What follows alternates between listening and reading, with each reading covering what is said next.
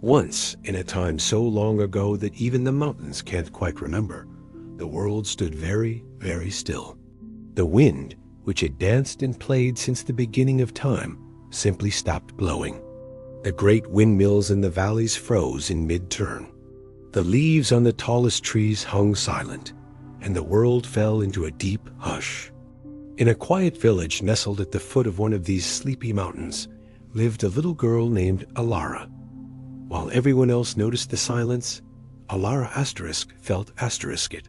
She missed the wind more than anyone, for she had a special secret. She could hear its voice. To her, the wind wasn't just air. It was a singer of songs, a teller of tales, a friend who whispered secrets of faraway lands.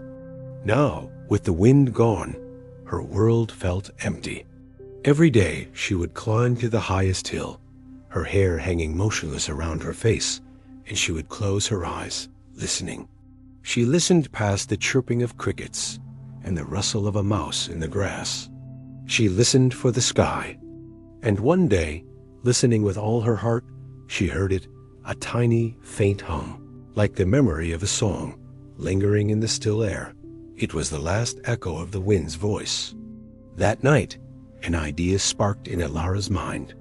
She remembered her grandmother's old loom, tucked away in the attic. It was made of silver birch and smelled of lavender and forgotten stories. With gentle hands, Elara carried it out into the moonlight. She gathered fallen branches, as smooth as polished stone, and threads of moonlight that pooled like liquid silver on the ground. She was going to do something no one had ever done before. She was going to weave the wind. She set up her loom under the stars and began her work. Her fingers moved with a quiet determination. She didn't use wool or cotton. Instead, she reached out and caught the silence.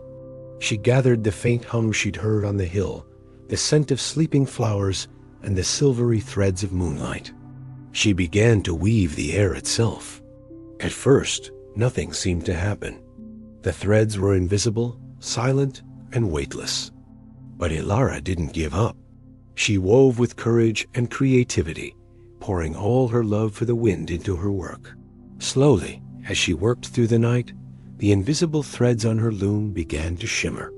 They twisted and danced, forming beautiful, unseen patterns. And then it happened. A soft, gentle puff of air stirred, lifting a single strand of her hair. It was just a tiny breath, but it was real. With each strand she wove, the air began to dance again. A little gust tickled the leaves on a nearby bush, making them whisper for the first time in ages. The gentle tinkle of a forgotten wind chime joined the quiet symphony. Elara wove faster, her heart filled with joy. The small breezes grew into playful gusts, sweeping out from her loom and across the sleeping valley. They danced through the quiet village, nudging open shutters and making laundry on the line sway gently. The wind swept across the land, turning the giant windmills, rustling through the deep forests, and lifting fallen petals into the air in a swirl of color. The world was waking up. Elara, with her loom of branches and moonlight, had brought the breath of the world back to life. As the first light of dawn painted the sky in shades of rose and gold, Elara wove her final, beautiful strand. With a gentle smile, she held it up and released it. The wind caught it and carried it high into the horizon, where it dissolved into the clouds. Her work was done. No one ever saw Elara again. Some say she faded into the morning mist, becoming one with the air she so loved. But if you listen closely on a breezy day, you can still hear her. The whisper of the wind through the trees, the soft sigh of the breeze against your cheek.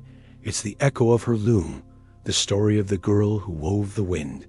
Sleep well, little one. Thank you for listening. If you enjoyed our story, please like this video and subscribe FantasyGleam for more calming bedtime stories. Sweet dreams.